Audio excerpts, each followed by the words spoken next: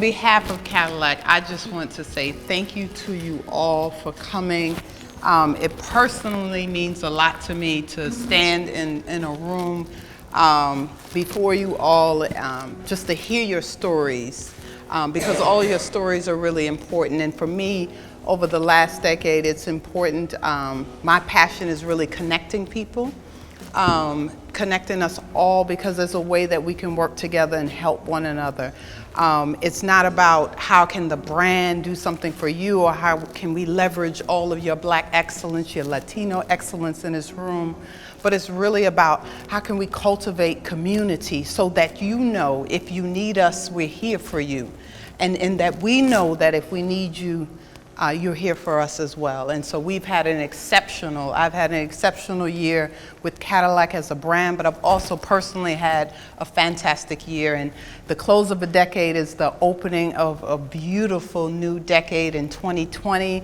But I will tell you, we still got a couple of more weeks to go. And I'm telling you, we have wrestled this thing down to make something happen amazing tonight in a couple of weeks. So don't worry about 2020, 2019, there's still amazing moments with your family and friends to do epic things. So each day, each conversation, be very intentional. Be very, very caring and loving to one another. And with that, that's how we all continue to keep rising. That's how we all make our way.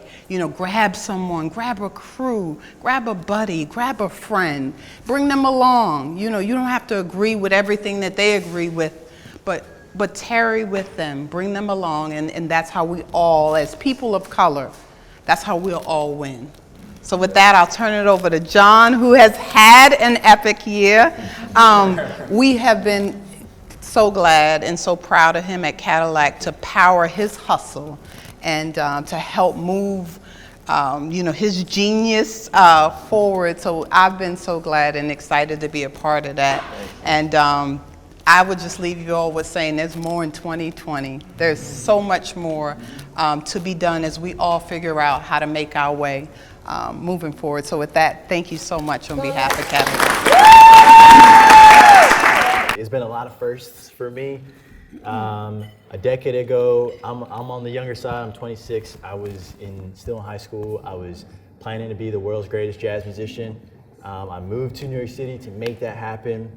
I ended up finding my love, entrepreneurship. I loved, I had seen I was working as a doorman for some time, some of you guys know. And working as a doorman is very interesting because you get to see a lot of life paths before you. And I worked the grave shifts. I worked from 11 p.m. to 7 a.m. So I always see when people spicy hours. You get to see when people come home drunk, and you get to see people's colors. I thought I wanted to be a finance cat until I saw him come home. I thought I wanted to be, an editor, and so I got to see a lot of life paths. And for me, the path that resonated the most with me and the cats that I felt like maintained their true individuality, I was like, man, what do you call that? And later I found out that they were called entrepreneurs.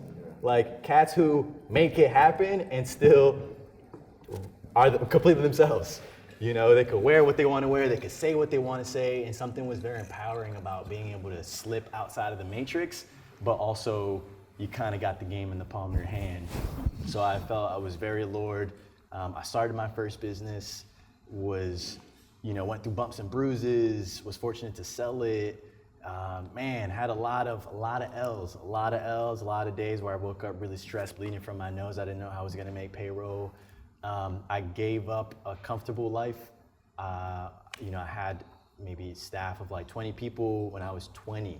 And so what comes with that is you give up your own personal comforts and a lot of freedoms, and you trade it for increased impact, but there's a trade-off because it comes with that responsibility. And I've fallen in love with it. So over time, man, it's been a hell of a journey. Somehow ended up with a TV show on Vice that is actually co-produced by Cadillac, which is pretty cool. And it's also it's executive produced by Alicia Keys, whom the funny thing is when I moved back to the city, I'm from the city and I spent some time in Florida, and when I moved back, the theme song that I was playing in my mind was New York.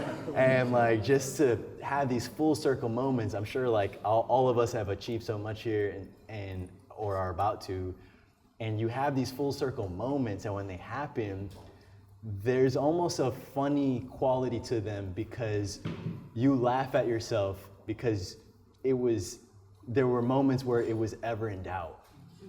And you have those moments where like, man, I can't believe I ever doubted that this was gonna happen. But when it happens, it almost feels like it was inevitable. And so this past year has been a breakthrough. Me and my partner at Harlem Capital were able to raise our first fund. And now we are like just in great position to be able to back entrepreneurs of color, like Brianna, like Song, and others going out there to build world-changing businesses. But let's get into some of the meat. I love doing those things. It was a long one, but like it brings us together. I feel like we're here, we're present, we know each other. Song, I'll start with you. You broke a record. Song's Series A round raised $7 million. One of the eight raised $8 million. One of the few black men that have been able to raise that amount in the Series A. And not that it's about raising money, but when you're able to get that kind of capital from the kind of investors that you've gotten, it means that you're onto something big. Man, just shed a little light on that. I know you've been working on Squire for a minute since we met, and it's not been all roses. So just, take us into that mind space. Obviously it was a huge achievement, but maybe what have been some of the key things that have stuck with you, key lessons, key breakthrough moments for you? So it's definitely kind of a watershed moment, because when you raise from like venture capital and that amount, it's kind of like a stamp that these people think that this is $1 billion company. Like that's essentially what it means. Whether you'll make it or not, we don't know, but like that's at least, there's a pathway to that. And before that point, it's you believe it, but that doesn't mean that like the market believes it.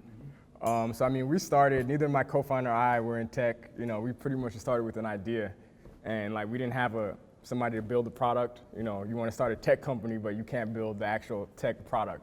So it was a really, it was a journey to get to that point. That's why it really kind of meant so much for us to kind of have that like legitimacy, and like really it enables you to scale faster and just do things that you can't do if you don't have the capital.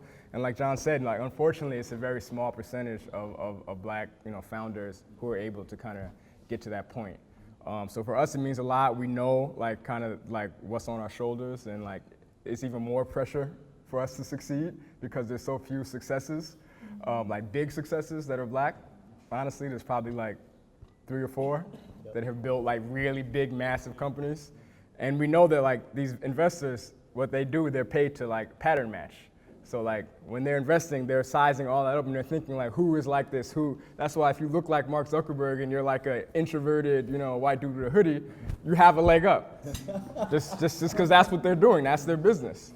So like we know that we need to create, us and other founders who are in probably some of your portfolio companies, like we feel this immense pressure to really make it and really hit it big and not get a little win, but a really big win, not just for ourselves, going back to the generational wealth point, but also like for other founders coming up that are black, like it's gonna make it easier for them. So that's a little bit of kind of what's That's going love, on. bro. Yeah. That's love. Now, Yeah. So Bree, you and I met, we did a photo shoot together called Striver's Row. We did it on Striver's Row. Symbolically, it's a quick little anecdote. Harlem was not always black folks. It was actually a Dutch settlement. And there was a developer who famously built very luxury brownstone homes, so much so they had steeples for horses and stuff like that. The market turned on him, and he thought he was gonna sell it to white folks. White folks didn't want to buy because the depression hit. The only people that wanted to buy were black people. He said, I ain't selling to y'all. Held the development. Time passed, held the development. Time passed, he had to give it up, and that entire block was reclaimed by black folks like Maya Angelou and others. And so it's beautiful that we met there, and now like we're kind of continuing that renaissance. Now, song, years in, raised the A, you years in just got the flagship location popping. I know that's been years in the works. Yeah. What are the things that are keeping you up at night? What are some of the things that you're setting out to do next year and so forth? Everything keeps me up at night. So I still work full time. My background is in digital advertising. So I work at CBS full time. And that combined with running the company is obviously what keeps me up, because I want to be the best. I'm the only Black woman, the only Black person in my role on my team. So even though I'm like slowly detaching, I feel a huge responsibility that I have to be a representation, unfortunately, for us. And so I won't, give that up. And then same thing with Spiked. I feel like this is something that our community deserves. I created it very intentionally to introduce people of color to a new form of wellness that's second to swimming for your body and your joints, but also it's fun, it's rhythmic.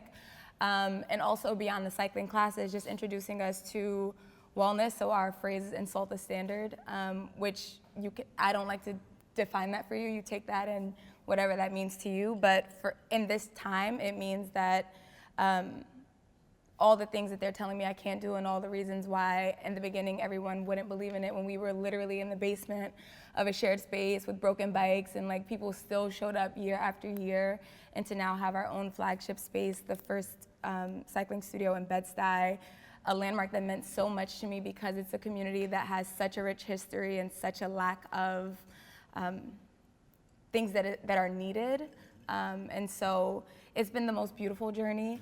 It's been the most difficult journey, which is to my earlier point where I said like break down to build up, because I haven't experienced a moment where I feel good yet.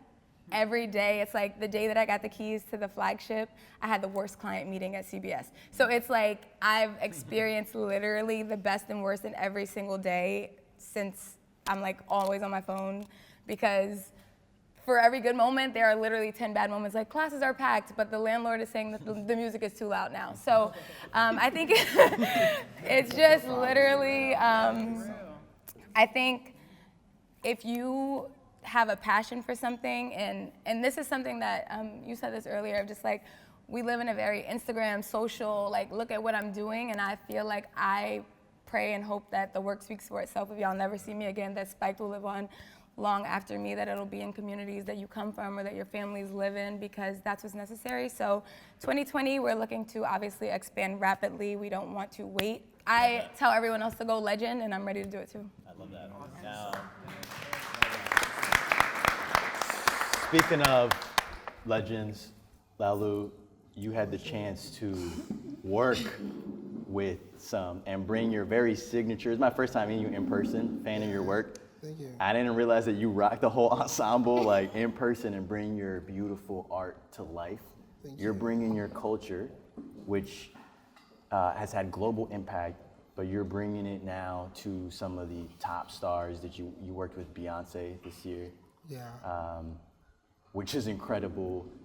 What has it been like for you to bring this art that's probably so personal to you out to the main stage? And I think it's clear to say you've had a breakthrough year this year. First things first. I'm from Nigeria, and if anybody. Nigeria. Okay, so I'm from Nigeria there. Okay. No, Cool. but Oh, I'm okay. Me too. So it's been a journey. It's been a crazy journey, because I remember when I quit my job as an attorney. My dad stopped talking to me for a couple of years. He's an attorney as well, and he was like, what do you think you're doing? But for me, I just knew somewhere deep inside of me that I was a beast at art and I was average at law. I could just keep doing average or be a beast at something. I just knew it, But nobody else saw it, that I just kept it inside. It was hard. It was a lot of heartache for my family, especially my mom, because she was just trying to reconcile everybody, like, don't fight, And my dad stopped talking, so that's how I moved to New York just to pursue art. And I got lost in New York. One of the like beautiful things that happened in New York was art stores. It's just crazy. Like Blake was my home, and Michael's, and things that people take for granted. Like, you know, I just go there. I'm just like a kid in the candy store. I'm like, oh, this can work on that. I can do this. And so I just pack stuff, buy things. 6 months, all my money was over. And I think nobody told me I was black. You know. So it's very interesting, you know. So people ask me, but you're black. I'm like, I'm Nigerian. No, but you're still black. And I had to learn that fast, you know. And of course, trust me, if anybody calls me black now, I embrace it with the whole of my heart because I've been here 7 years now and I understand what it means because a lot of struggles like black and African American folk and Africans who come here face, it's almost like back home in Nigeria, nobody tells you those things. All we see on TV is Hollywood and how it just comes to America and just gonna make it big, you know. It's like it's just have to get there. Dollars on the floor. It's just dollars. Just pick it up, you know. And and people who work in America don't make it easy. So people work all year in America and they come back home to Nigeria and they blow money. Like, these guys are making so much money, you know. But they worked all year, like they save all that money's coming. So there's this impression about it. And I just had that, you know, I just got to go to New York, you know. But trust me, it was really hard and just grinding. And I knew I couldn't go back to Nigeria without making something solid. Cash to blow, man. Exactly. So I just my dad was like, yo, when you fail, you come back here and you come, you know. So there was this motivation, this drive and everything. Fast forward 2016, in fact, 2015, from 2013 to 2015, I got a first call from Nike to do limited edition shoe and t-shirt and banners. That was like a watershed moment for me. Nike, Laolu, everybody in Nigeria just went mad. Like all my cousins calling my phone. And like that wasn't enough. I got another call from Beyonce to work on Lemonade, and that was crazy. And I was like, just took everything to a whole different level. But what was important for me was that the culture in which I was thriving on, because culture for me is currency. And Yoruba culture, anybody know Yoruba culture here? Yoruba. Anybody knows Fela Kuti? Fela? Yeah. Okay, cool. Heavy on Yoruba culture. A lot of the culture has been misunderstood, and a lot of my art has come to do with, you know, whether I liked it or not, was cultural literacy. And I had to tell people see me sometimes, say, oh, I love your art, it's so tribal. I'm like, no, it's not tribal. It's like, your tribe, are you from I don't come from a tribe. And people just confused, you know, and I try to educate people that there's this, you know, European fetish of, you know, all Africans must exist in tribes. And not Africans, we don't exist in tribes, you know. I come from Yoruba. Yoruba people are like 190 million people in the whole world. You know, I see a Frenchman, I call him French. You see Yoruba, I call him Yoruba. So when a European calls me, what tribe are you? I ask him, what tribe are you from? And they're confused. I'm like 190 million people. You're like 2 million or 3 million. How am I tribe? I feel it's insulting, you know. So a lot of the words are very, very derogatory. Also affects our income.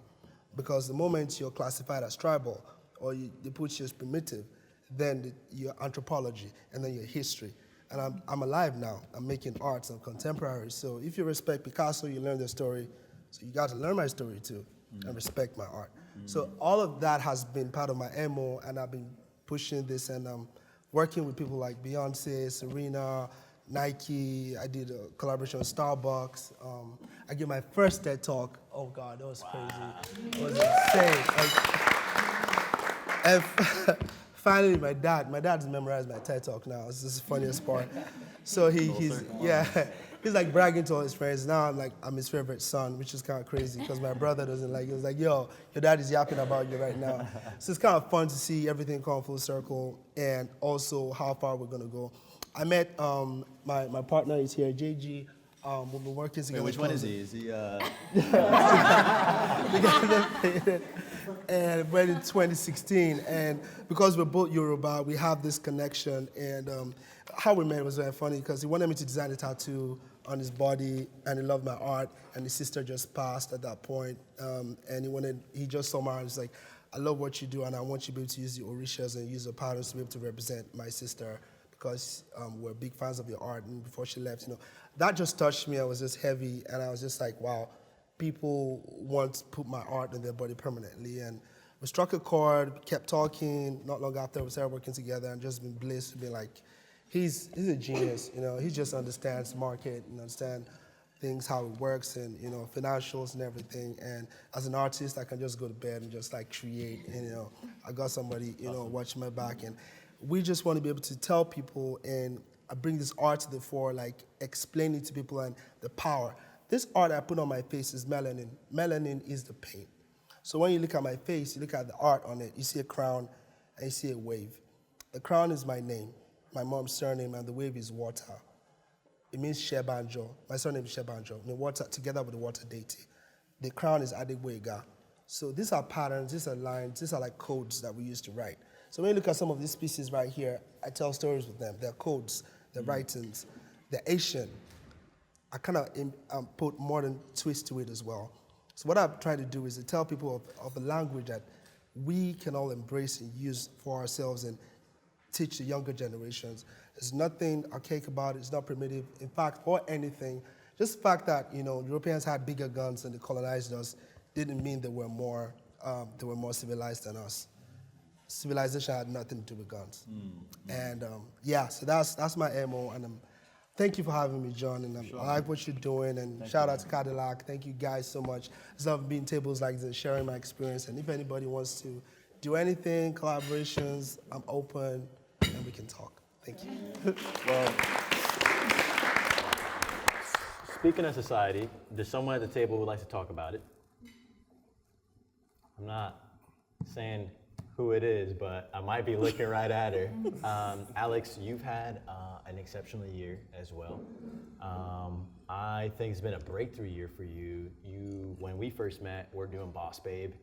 You were one of the first gals whom saw Internet Thing, rode the wave. I didn't quite catch that. She did Boss Babe. Say that again. Speaking about technology. And Yo, for real. you wanted to, when at some point I invited you to my home where I was hosting a podcast, and we had a beautiful hour-long conversation. And one of the things that you told me stuck out of me. You were like, man, I'm so glad you didn't ask me about Boss Babe. But you bring it up here, so that's great. Right. Well, you had done a lot of talks about it, but you were transitioning to something new. And now, Yeah. I think it's now you're known for Alex Wolf 2.0, which is tech philosophy, how tech is impacting the culture.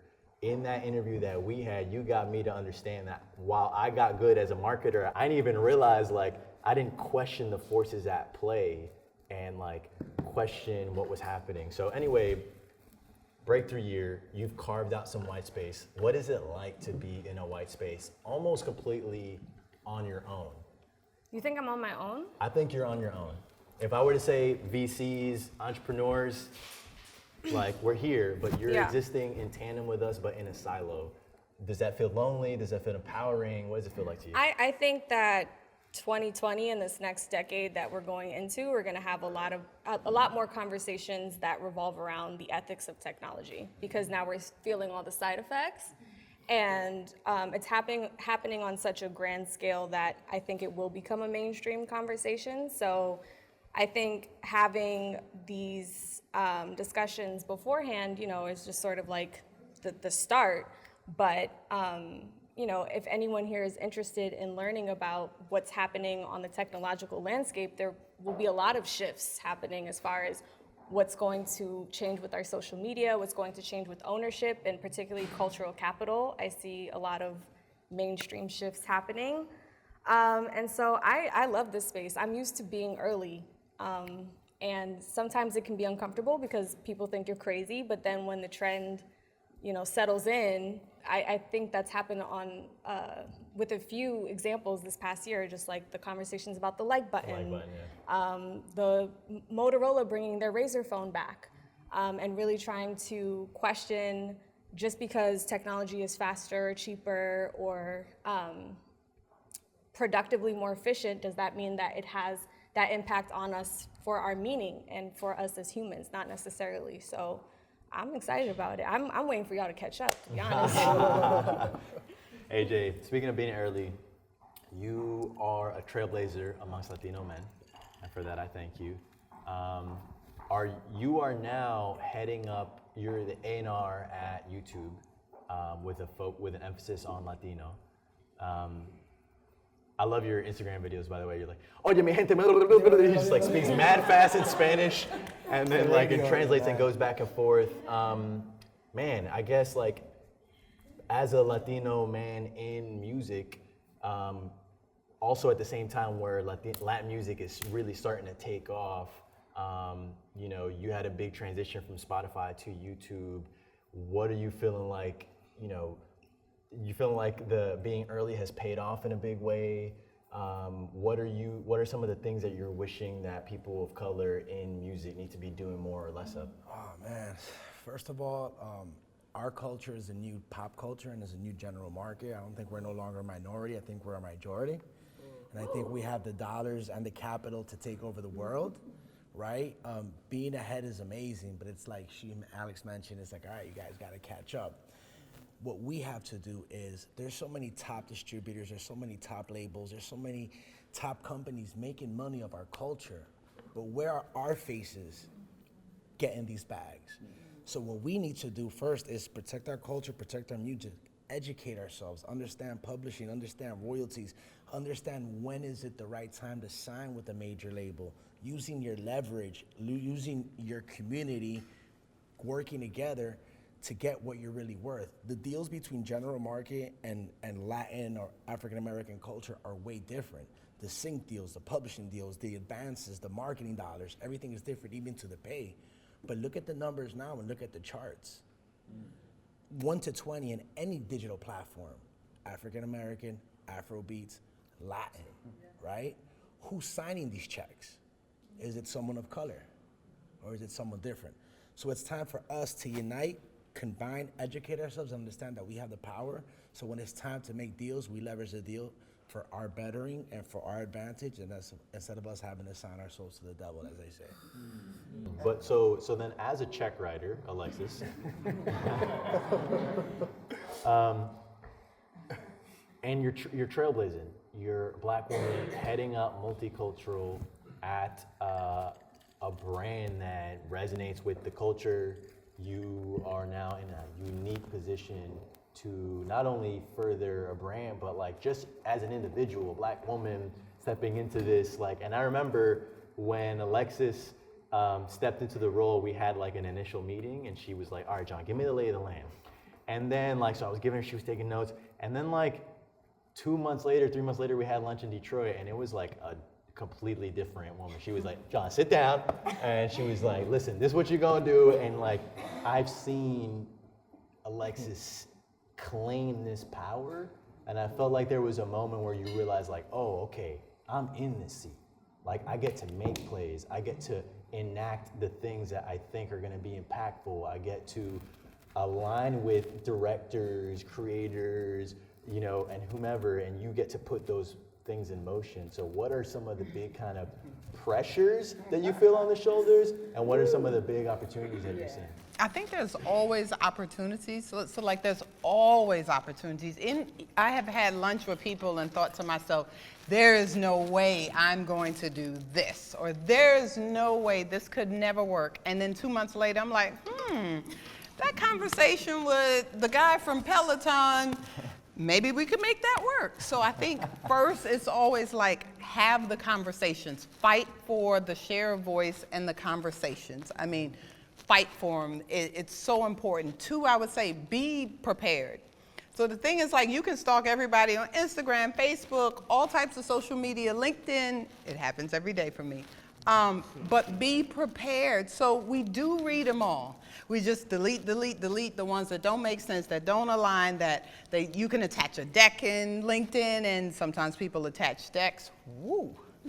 There's pitch decks online, there's resources to use, you have your cohort, ask a lot of questions. So I think if you think that you're pushing from the outside to get in, you are, but also there's always at a lot of these organizations, as we've said at the table today, there's somebody on the inside who's looking to rally with you, help you. You know, if you come to the party Iman is there to help you. Now, if you're not dressed appropriately, if you don't sound appropriate, and appropriate today is a very loose term. It just depends on who you're talking to, what's the conversation about, where you at. But I would say, let me push you. Yeah. So safe to say, when you're at these meetings, when you're pushing big marketing spend, you're probably one of the few, if not the only, Black person. But you're tasked with head of multicultural. So how you specifically as an individual, like I imagine there's these challenges where you're trying to communicate like why something's hot to someone who just doesn't like get it. So like how do you do like? But honestly, culture is culture of color. So it's not, I mean, you're seen every day. You might not be acknowledged, but you're seen. So someone doesn't say, Alexis, you're doing an amazing job. We love the way you're increasing sales, XYZ. But that doesn't mean it's not happening. So just because someone's not patting you on the back doesn't mean John Henry has not for the last decade done amazing work. It doesn't mean Alexis wasn't prepared for the job today to sit in the boardrooms, the conferences, the discussions, and fight on your behalf. I'm saying you got to give us something to fight for. And I always use some basic measures. Can they sit at the table with my CMO and have dinner and have conversation? Do they fight for their idea as much as I'm going to go to bat for them? And then if we say yes, are they ready? So to me, it is that simple. You can see it in black and white, and there's people who are very close. We can help, we can aid in conversation, we can talk and cultivate, but again, it always starts with you have to give us something to work with. I mean, look at tonight. Tonight is a wonderful example. Everybody in front and behind the camera, these are people of color. These are families and descendants of immigrants. Everybody, almost everybody tonight. If you're not, then somebody close to you is, or you're married to, or you're dating or something. I mean, but tonight turned out to be an amazing evening. And so, we're just the catalyst to get us all together. And there's more conversations that need to happen within your circle of friends. And if everybody in here supports one another, we're talking about $8 million. That man got some bread to share with y'all. I mean, so, you can't put it all on, the brand gal or the brand guy. I mean, we're here to help. We should be working with you to paint Cadillacs. We should be talking about wellness in our events. Health is important to us as a brand, but again, we're here to sell cars and trucks and a whole lot of them. But also, we're here to bring about kind of this conversation so we can support one another too. That to me is where we win, when we're supporting one another in whatever it is, whatever it looks like, whatever it is we're doing, we're supporting one another. And that to me is it gives me fuel to keep going. And so, I'm on the inside, just at my company, fighting on behalf of people of color, but I dare say that I'm alone. I mean, there are people on the inside and the outside that have supported me. Iman, Abigail, the Raphaels of the world, the B. Monets, the Sandys. These people show up every day on set. They show up ready. My personal trainer, Kevin, has kept me straight when I was living in New York. So it's this community that comes so inherently to, people of color, and we just got to keep linking back to that and pulling each other up together. Yeah. Awesome. Breakthrough year. You now are running your own business. You mentioned that. You have some of the world's biggest companies as your clients. You're getting ready to enter uncharted territory for next year. Talk us through some of the maybe big opportunities you're seeing that's getting you excited. Or some of the things that the past decade have prepped you for that you feel like perfectly equipped to tackle in the next year? I quit my job 2 years ago. I worked at an ad agency for 5 years. And because of mental illness and loss of my family, I just had to go. And I took what I had always met white people that had done sabbaticals or went away, and they're yeah, I did a year in Europe, and I'm and that always woo, it blew my mind, and people could do that. And when I left my job, I was like, I could take this money and like continue to work myself into the ground, or I could really try and fix myself. And so I took a year-long sabbatical, which is like a lifelong like immigrant dream of mine. So like I've been working since I was 15. And so I did that. And when I came back to the US, I was just kind of a little bit lost because I had always like worked for somebody else and never really for myself. I've always been a go-getter. And I just, one day I literally was in my room and I've been working with sneakers and like footwear for a really long time, and it's like my really big passion since I was really young. And I looked at my my hallway. My hallway at the time was like 120 pairs of shoes, and I'm like, that's what I love. And so I really I thought about like what is it that I love, and I really honed into what I've always known and worked in is sneakers. And I found my one of my business partners, and basically through leaning in to my passions, I've developed 2 separate businesses that I never, like if you would have asked me back in January that I would have the accounts that I do now, I won't publicly say them because it's not good for my business. But literally, like there's some stuff in my market that you just can't like openly say. But I never would have thought that a 27-year-old Dominican immigrant girl could have the contracts that I do right now at the amount that they are. And I'm also learning that I can empower so many people if I just like really lean into the things that I believe in. And it's just like a really exciting time for me because I actually like, I get to empower women in my community. I don't know if you guys like collect sneakers or not, but basically like the sneaker community is super segregated in the sense that like there's people that like sit all the way at the top of the sneaker community, and they're the go-to influencers. And so you're always gonna go to every sneaker store that you see, or you go online, you're always gonna see the same girl, you're gonna see the same collabs, you're gonna see the same releases, and you're gonna see the same kind of influencer or the archetype that they choose to represent. And what the problem that me and my co-founder found with Inner Souls, that's our collective, is that those aren't the people that actually buy shoes. Those are the people that get free sneakers. And so we actually like put together a really, really, really quick event, and it had a really amazing turnout. And on the spot, I came up with like a content capture plan because literally it was like within 3 days. And through the content that we created, we actually like, it was a test project, and through that we actually ended up on Sneaker News, and literally like they highlighted us. And by the way, like, Footwear News. Footwear News is a really big deal in the sneaker industry because it's actually bought by corporations and people that actually work in the industry. It's not like another more hype-beasty sneaker place where people that actually don't work in it buy it.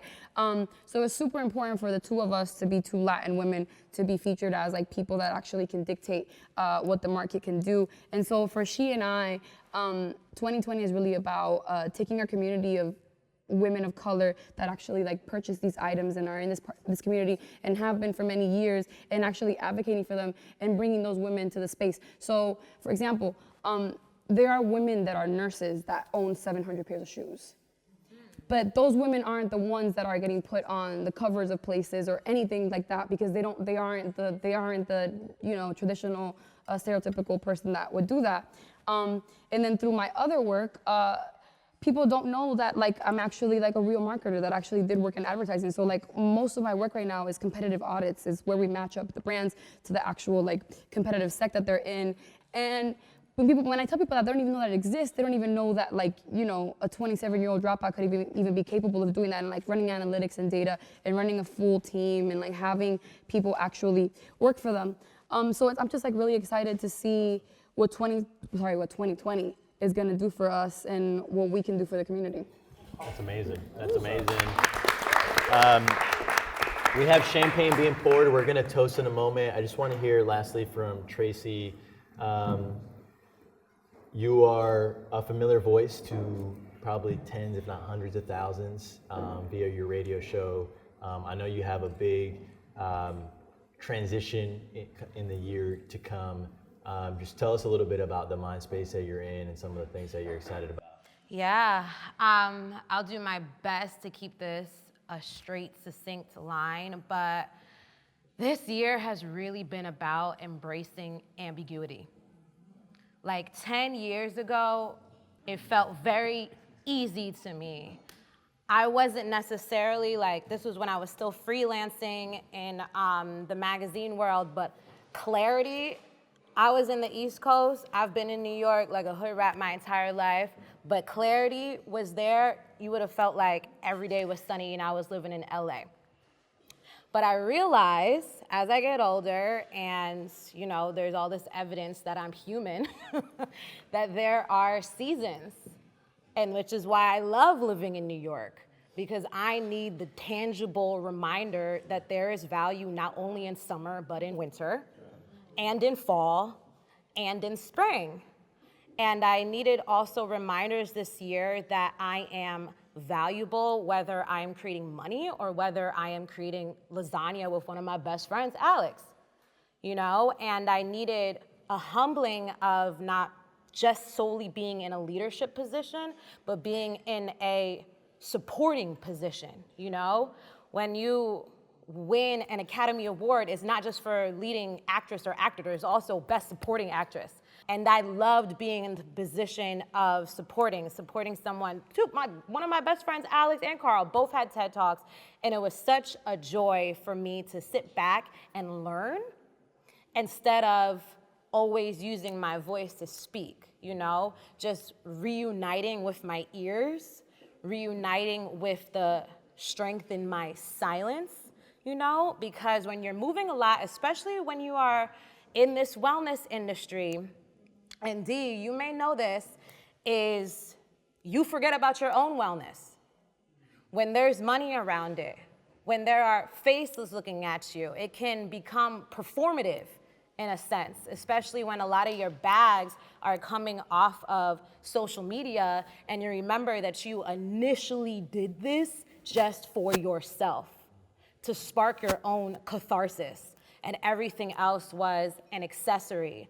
So this year, I'm grateful for it because this was me reconnecting with my roots and watching my fall season happen where my leaves may leave me, but 2020, they return. Yes. Yep.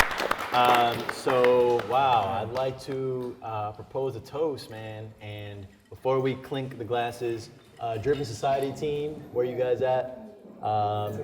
Man, this event was executive produced by the Driven Society team, by Travis and Natalia. Would you guys grab a glass and join us in the toast, please? Just a phenomenal evening. And also, while we're at it, shout out to, man, SP, all the video team, Naraya in the back, Let's go, SP! VP, DJ, bartender, Grace DJ Ramirez, chef, Karen, man in the photo, Franz pouring the champagne Champagne for the pain. Nati. I was hearing the conversations because I had to end, you know, I was born in this country, but I'm first generation, and for me, I've worked my ass off as most of you. To be hosting this dinner tonight is a reminder of we're doing something right. And 10 years ago, I was talking to Adela. We were doing culinary school. We changed careers from, I used to be a director producer in TV, and then I decided to become a chef.